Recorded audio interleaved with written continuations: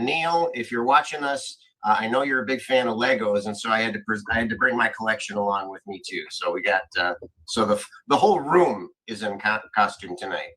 The people in the chat saying how I said Legos instead of Lego. Fuck off! I can say it however I want. Oh no. No, I've told Neil that I pronounce it Legos, and he was like, no, that's fine. And that's it doesn't matter. That's okay. That's okay. Yeah.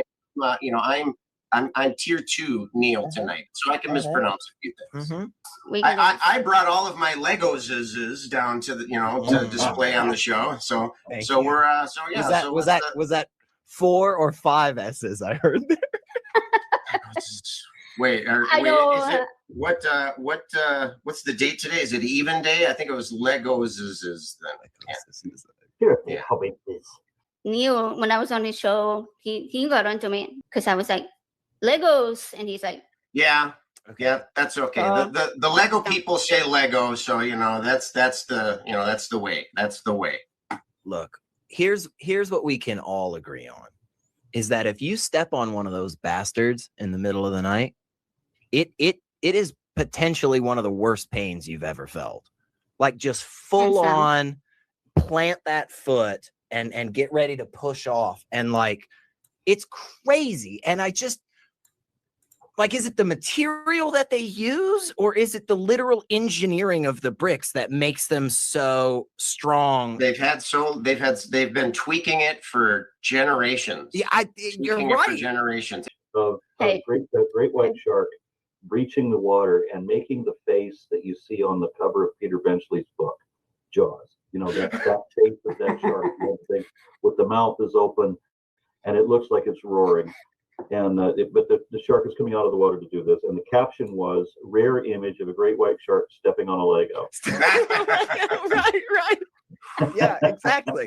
Boy, that's one pissed off shark. Yeah. You don't want to. Sharks are.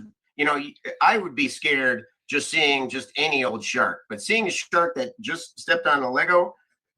Ooh, don't even go that way. That will ruin your day quickly. I've never. This might surprise a lot of people, but I have never gone like swimming with sharks. And I kind of feel like at this point in my life, I'm just not going to. I feel like that's something I've missed out on. And I'm kind of super okay with that. I'm okay with it.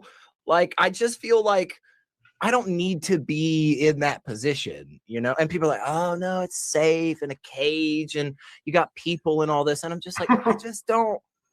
No, I feel like that was something I should have done earlier on. You have people trying to talk you into swimming with sharks? Well, okay. I mean, I did make it sound like there was like a lot of people in my life. It's 2 people over the last couple of years. So it's not like all right. I knew a guy at Cambridge who regularly went down to South Africa to jump out of a boat to go swimming with great white sharks. Not even in a cage? Not even in a cage. I mean, that's gutsy. With the sharks. How do you get into that? Like, that's one of those things. You're either an expert or lunch, right? We never hear about it. Yeah. There's no intermediate shark swimmers. That's right. I also wonder. I've seen a bunch of videos by Ocean Ramsey, and she doesn't even use scuba equipment. She only uses snorkeling and an incredible ability to hold her breath. Okay, because you're most vulnerable when your head is out of the water breathing and the rest of your body's just kind of dangling there looking tasty. Maybe the sharks just can't believe. They're like, what the fuck is going on? What is this? Hey, one of those careless Asian. Jay, come over here. Take a look at this thing. You won't believe what's going on here. She has the ability to hold her breath for such a ridiculously long time that she goes down deeper than I can even dive. Wow. Just swim with these and pet them. And there's a bunch of videos. So this didn't just happen once. This is what she does for a living.